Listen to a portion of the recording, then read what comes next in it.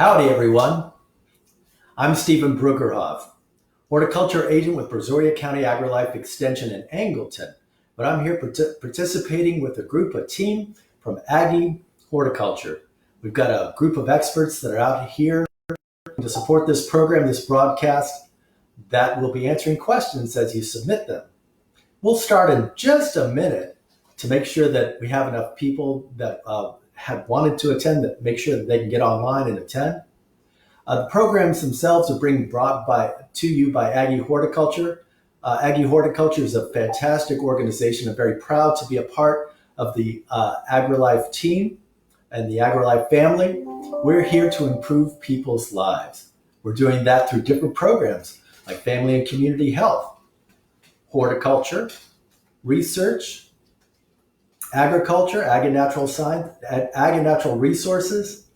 We support the BLT program, Better Living for Texans. We're providing programs to you to help you in your daily life.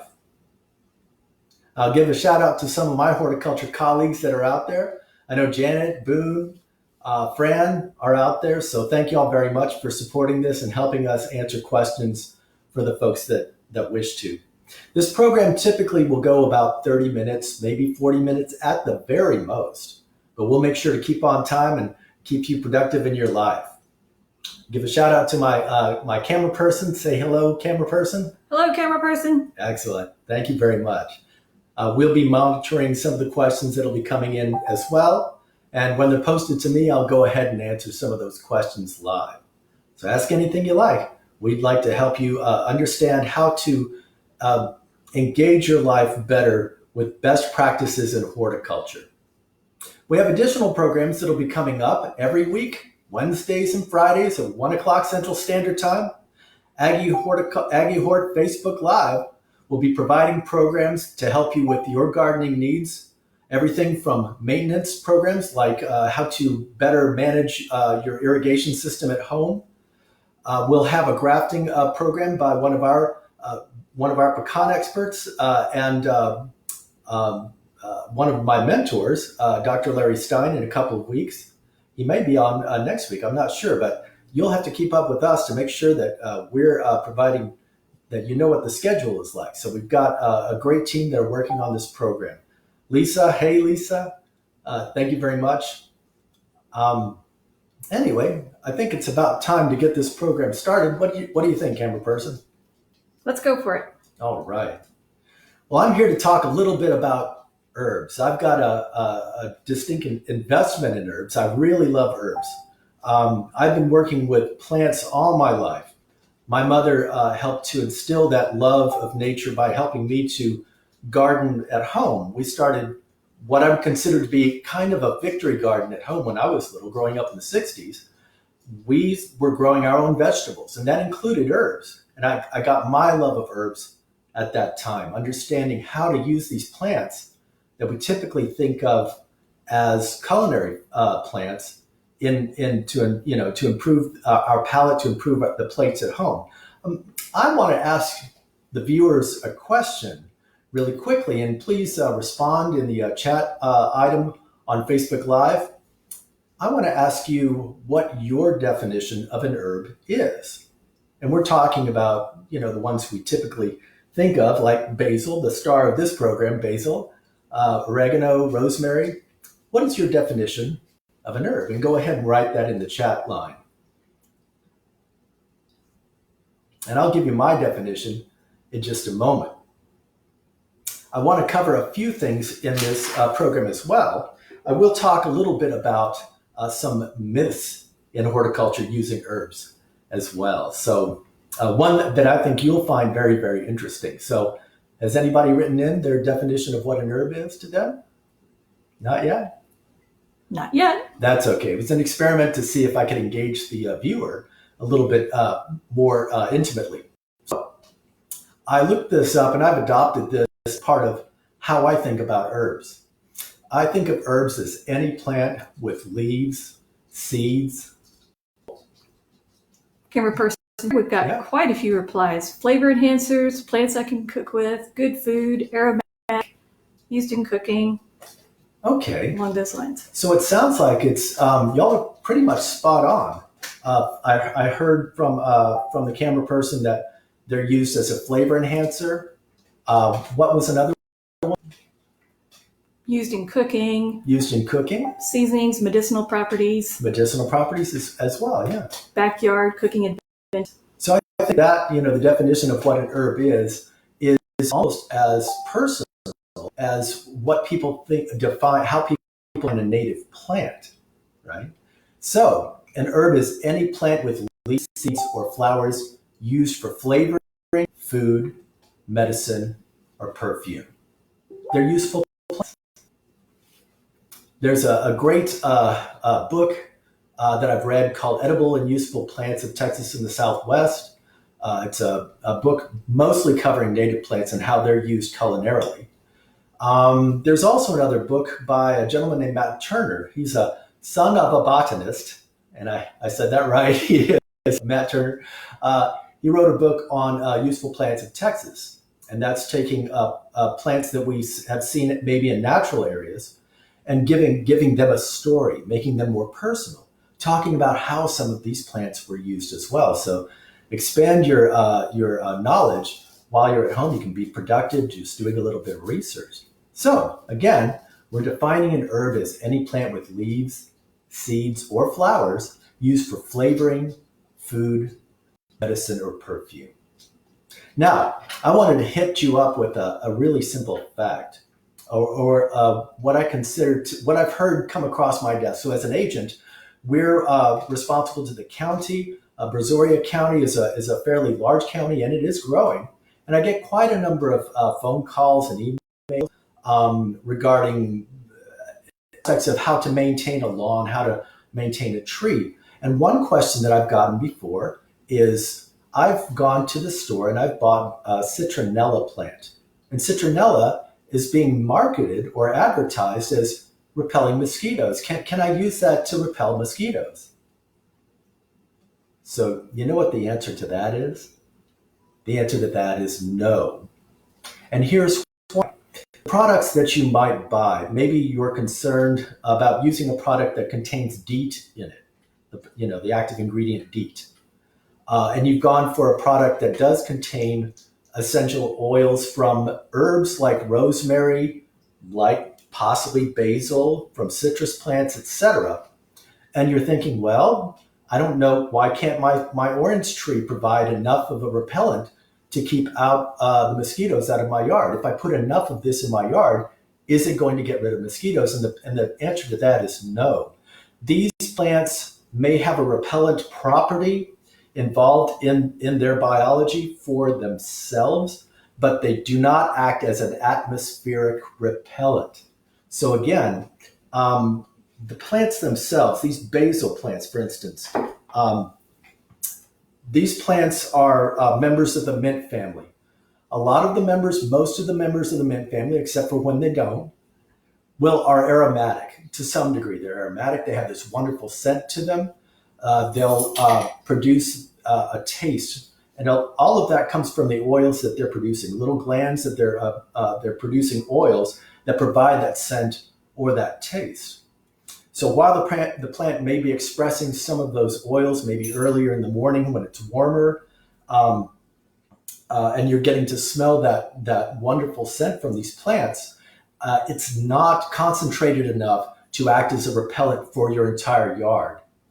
So when you're going to buy a plant like citronella, buy it for its fragrance, buy it for its texture, purchase it for its texture, but don't expect it to be getting rid of the insects that are going to be in your yard. Always use best practices when mitigating, when developing your yard or managing your yard to make sure that you exclude mosquitoes. Things like, making sure there's no spots in your yard, etc. So again, the myth is dispelled. These plants, while they may act as a repellent locally, they're not concentrated enough in their oils to act as an atmospheric repellent around your pool or in your bedroom. So getting to these plants, again, you may have heard me mention that these plants are members of the mint family. And I think that's it's a really broad family, very successful family. There are quite a number of herbs that we're familiar with In basil, maybe you might be familiar with a plant called Genovese basil. That one is typically used. It's a larger leaf basil, and I'll show you a picture of that in a moment because I will be referring to it. I don't have a Genovese basil here with me, but I've got a picture to show you to bring a little bit of familiarity.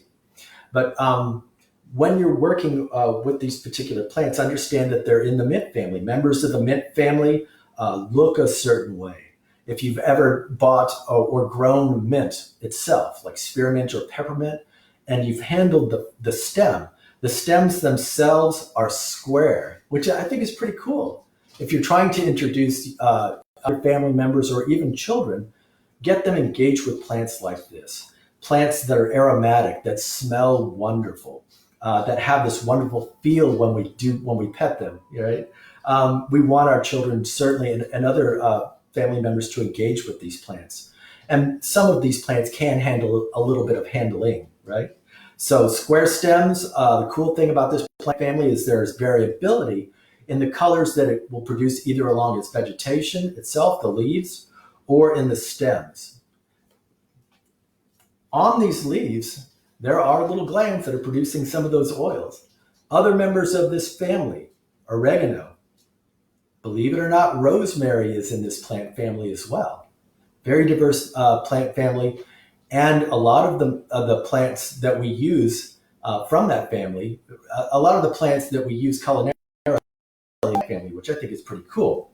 So you remember me telling you that some members of this family, and basil, which is what I'm talking about, will have this coloration in the leaves and the stem. Now, basil is a really large plant family itself. I'm going to refer to a document that I have right here. I'm not ignoring you. I'm looking down at my notes. There are estimated to be 35 species of annuals and perennials from subtropical and tropical areas of basil. So botanically, I'm not going to tell you the botanical name of basil. I'll ask you to look that up yourself. I could rattle it off, but it may not make any sense to you. Osmum umbilicum is the species that we primarily use or that we think of as culinary basil. Every basil plant that I'll be showing you today is a species, is a variant or a hybrid of that species. So again, while there's about 35 different species, we focus primarily on this one species. Now, there are different species that have been introduced either as an ornamental or as a culinary. Holy basil is one. That's a different species. I believe lemon basil might be a different species. So anyway, to get back to the point, we're using one species of plant and hybrids from that one species or variants from that one species. So the cool thing about basil, you could have variation in color of the leaves, right? So check this out. This is a beautiful plant that I've purchased a couple of months ago. I had a program that I was going to deliver about a month ago. We had to reschedule that program. That's all right. You know, we've got time. It provided me with some plants that I could talk to you today about. But some of these plants I will put out in a community garden that I participate in here in the Pearland area. But this one is generally it's called purple basil. Now there's quite a number of different cultivars, different plants, different named plants that you will have that are considered to be purple basil. So one of them is called purple ruffles, another one is called red Reuben. Just understand that there's more to it than of the leaf itself. This one that I have my hands around right now, this is called dark opal basil. I think it's beautiful. Now, guess how this plant was sold to me? And I don't know if you're going to be able to see the tag. I'm going to hide the brand name so you won't be able to tell who the company that made this is. But it was advertised as purple basil. Now, I am somewhat of a plant snob, but I also like to know what I'm purchasing or what I'm buying, or maybe if I'm going to be investing in seed of a particular plant. If I want a certain variety that I know is consistent with its color, with its texture, with its leaf, with its flowering habit, I'm going to want to know that I'm getting exactly what I paid for, right? So, as a professional, I know purple basil. I can always look up that information and try to discover what this plant is. It's more than just a purple basil. So I think it's just fabulous. And it's got a leaf shape very much like a Genovese basil, which I'll talk about in just a second. So I'll allow you just a moment. Let's go ahead and take some questions. Is there a question that I can answer? Someone asked if there was a source for African blue basil. African blue basil. We'll be able to address that in answers later on after this broadcast. I would engage you to explore online some of the places that you possibly could purchase them in the future. On the top of my head, I can't think of a place locally or by mail order, but we'll be able to answer that for you a little bit later. But that's a really good question, and thank you for asking that, viewer. So this purple basil, I love this particular variety of basil. Let me show you a picture of what that is up close. I would bring the plant closer to the camera, but it's a fixed focal length, so we have problems with that. But this is what dark opal looks like up close. You can see the beautiful purple variegation in the veins of the leaves. It has that wonderful olive color. It's almost brighter green color that kind of provides a layer underneath that purple color. It provides a great specimen plant in the garden. You can use this plant certainly in stews, in pesto. It's a great one to use, and it's got a broad enough leaf that I can actually make it, cut it up, chiffonade it, chiffonade it, cut it up and put it on dress it fresh on a salad, or even put it in on a pizza. As a matter of fact, in a little bit, if there's some time, I'll go ahead and show you how to make a pita pizza. I've got all the ingredients right next to me. Everything's been sanitized, so I'm good to go as far as showing you, and I'll make it early because I get hungry during the day. I don't know about you, but anyway, purple basil, it's a wonderful plant to consider for collection. There's another one. There are different varieties, like I was purple basil. Another one that I happened to I had the time and visited a field day that our kind colleagues that are providing research up in Overton, Texas. If you want to know where Overton is, you're going to have to look it up on the map. If you travel down that highway and you blink, you might miss it. But every year, our colleagues up in, I believe, Dr. Pemberton and his colleagues are providing research and field trials on ornamental and culinary plants up in the research center up in Overton. It's on the way to Tyler, if you know where that is. So our good friend Greg Grant up in Tyler, Texas. This is called Petra. Now it does have very, very similar leaves to it, very, very similar coloring to it, just a little bit different. The leaves are a little bit more rounded than this this dark opal basil that I had my hand on. I'll have to call up my colleagues and see what the trials are like. What they're doing is they're putting these plants in the ground, evaluating them for resistance to certain pathogens, how well they look in the ground. Do they have the potential for being recommending to the market, to the commercial market, as far as a plant product? So I think this is a wonderful service that our researchers are continuing to provide to you. Now, I'm going to skip out from the plants in just a moment and start talking a little bit about growing the plants. But before I do that, I'd like to check in and see if you have any questions. Question: what is the taste difference? Do you use different types of basil for different types of foods? That's a really good question. Do I use different types of basil for different types of foods? And the answer to that is yes. So purple basil you'll just have to imagine, if you've never tasted basil, or maybe you have, certain basil plants will have a deep, dark licorice taste, almost a combination of licorice and anise, which is can be very, very pungent. A plant like this one, camera person, can you tell me, can you see this plant all right? Yes. The one I have my hands around right now, and I'll move this purple basil out of the way. This one is a hybrid called wild, it's called, thinking wild magic basil. This is a variety that was labeled wild color basil, but I couldn't find a reference to wild color.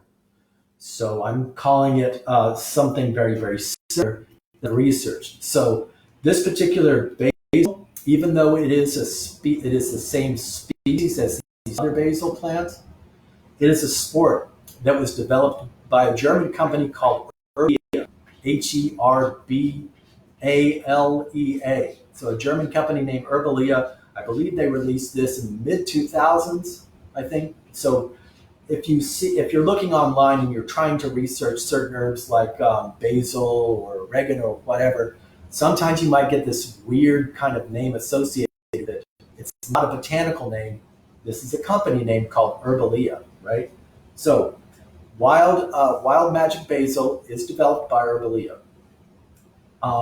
This particular basil has more of a taste like Thai basil.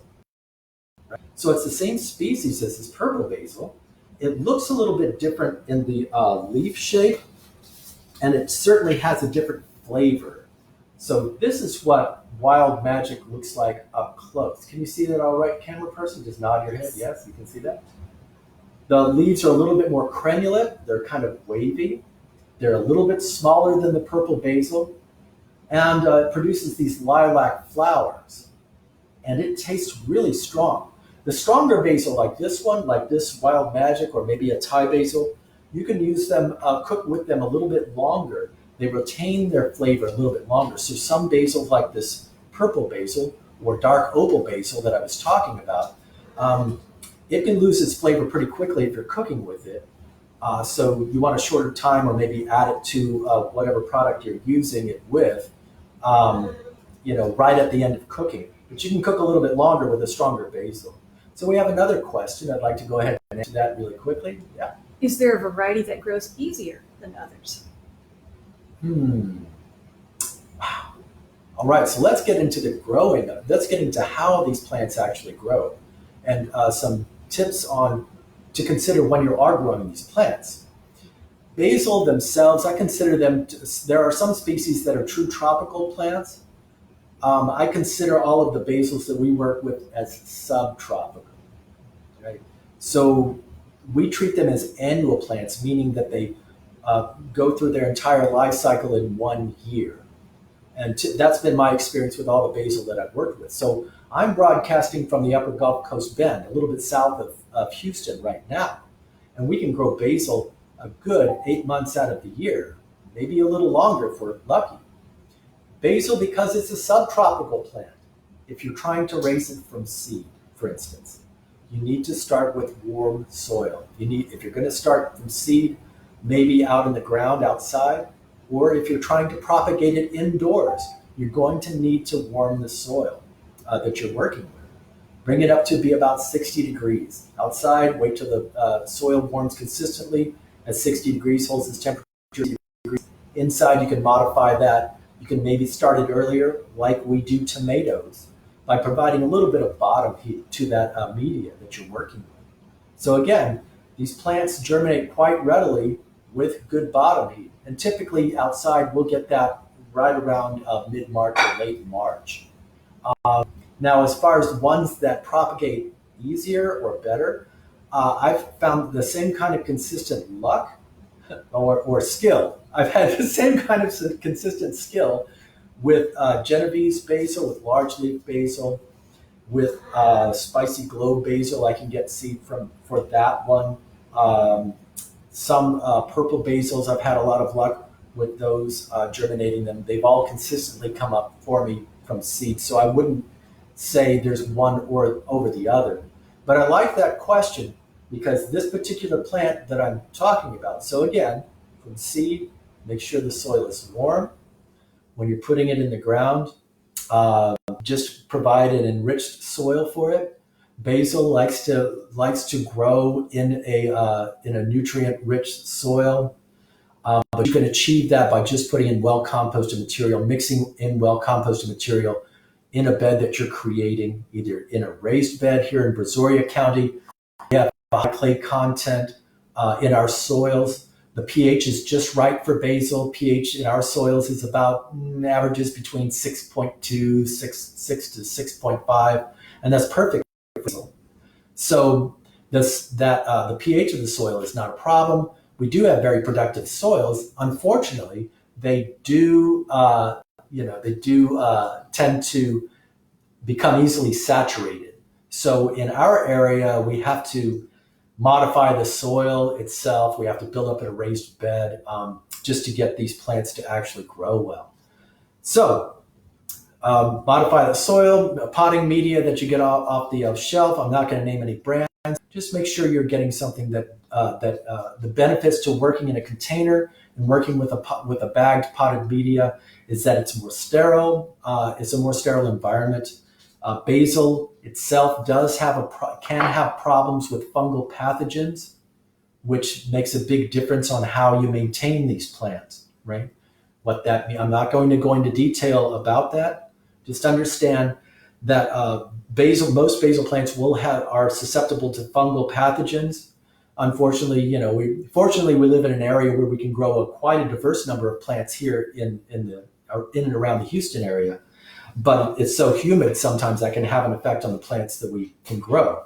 So just make sure that you're providing underwatering the plants when you got them, where you get them.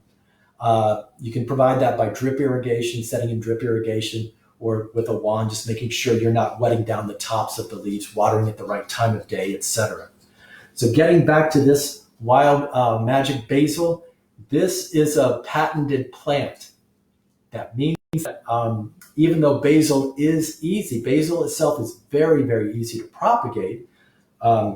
Basically, you just take a cutting of a stem, put it in water, and it'll root for you. That's not my preferred method for vegetatively propagating basil, but certainly that's one way to do it. But for this particular plant, it does have a patent. You can find that information by looking on the labels themselves. They'll have a P as in Paul, P as in Paul, and a number next to that. That means that's a discouraging point to let you know that a company like Herbalia does have a patent on that plant, and it can't be sold commercially without a license. That's all that means. So, growing them, easy to do. Raising them from seed, as long as they get bottom heat. The mature plant themselves, they don't like to exist below, once it gets cooler in the fall, during the fall, once it gets below about 55 degrees, sometimes you've watered your basil plant and it looks like it's wilting. It's not because you're not keeping that soil wet enough. The plants themselves, the cellular structure starts to collapse. These plants do not like it. They're a subtropical plant. They don't like it when it gets colder. So 55 degrees Fahrenheit and below, and they'll just start tanking on you. So it's better to keep active with them during the hotter months of the year. I've got a little bit more time, so I'll talk a little bit about the plants themselves. A camera person, thumbs up. Can you see this plant all right? Excellent. This plant that I'm working with right now has these long stems, these long stalks, and these wonderful flowers on it. That's great. That's a great selling point for the plant itself, but it's not good for you using this in a culinary sense. Basil itself will tend to lose some of its flavor once it starts going to flower. This one is called cinnamon basil. So the question earlier was different basils for different flavors. Yes. Purple basil has this wonderful kind of sweeter taste like a Genovese basil does. This is what a Genovese basil looks like. Okay, large leaf basil, that's the one we're mostly familiar with. And this purple basil, dark opal, it has that same taste to it. This one does have cinnamon overtones to it, which I think is fascinating. It looks a little bit like this purple basil that I had, but in the leaf structure, but it doesn't have any of that purple color to the leaves. The stems are more or less green, has these wonderful lilac flowers on them. But I purposely bought this plant to demonstrate that when the plant does go to flower, it will start losing its flavor, a little bit of that flavor. So you want to keep the flowers off of it. If you're going to want to continue to use this culinarily rather than as an ornamental plant, you're going to want to keep the flowers off of it. So the best thing to do is to look down the stem, find a point that we call the node, right? That's the point where either a stem or a leaf is growing from. Paired nodes on the stem of members of the mint family. Find out where the node is and simply just cut right above that. Just cut it right off. Simple to do. It'll encourage the plant itself to kind of shrub out a little bit, so you'll have this wonderful, nice bouquet of leaves to work with and extend that growing period for these plants that we love to eat, that we like to work with. Another one that I'll show you really quickly, I like this one. I grow it as a container plant. I'm going to keep it in a container. It's called Spicy Globe Basil. Very small, compact basil. These other plants that I've been showing you, they'll grow to a height of about 2 feet by about 1 foot wide. Globe basil is much more compact, much tighter in how it presents its leaves. The leaves are so much smaller, about the size of my thumbnail.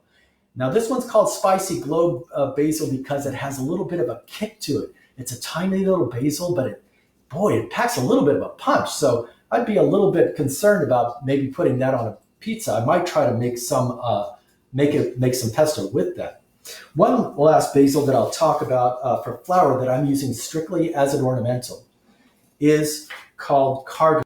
This is the one that I showed you a little bit earlier, Cardinal Basil. Doesn't look much right now, which is great. I've still got a chance to pinch it back, to cut it right above the node to get it to bush out. But I'm growing this one for these wonderful flowers that it's producing. Isn't that amazing? Tight, high clusters of flowers. I went to the San Antonio Botanical Garden and visited a horticulture program led by our colleague, David Rodriguez. He has plots out in the Botanical Garden, and they had some rows of this particular plant.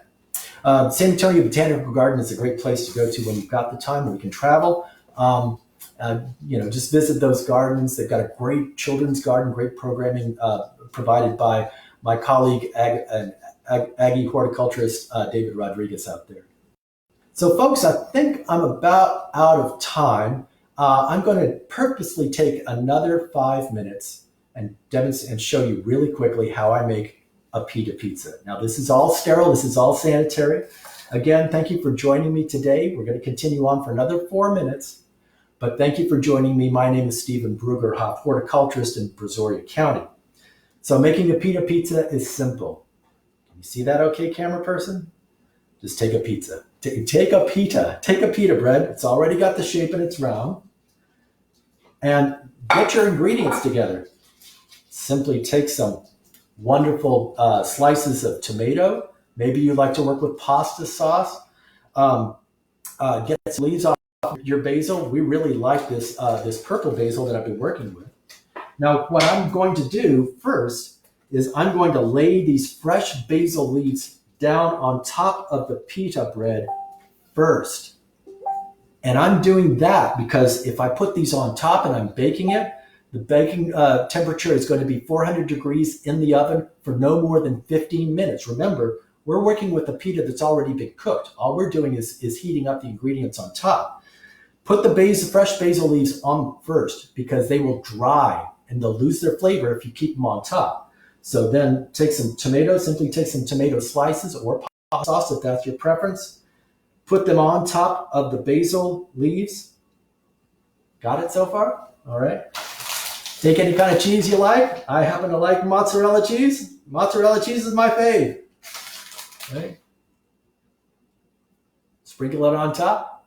Take some herbs, dried herbs like an Italian seasoning. You can also take some other herbs that maybe you dried and sprinkle them on top and then bake it for 15 minutes in the oven. Voila, you've got an instant meal. I think it's a fantastic use of some of these products that are already there and easy for us to use. So what do you do in the meantime? You know, we're all celebrating each other. We're all helping each other out during this health crisis, but you can't get out, etc.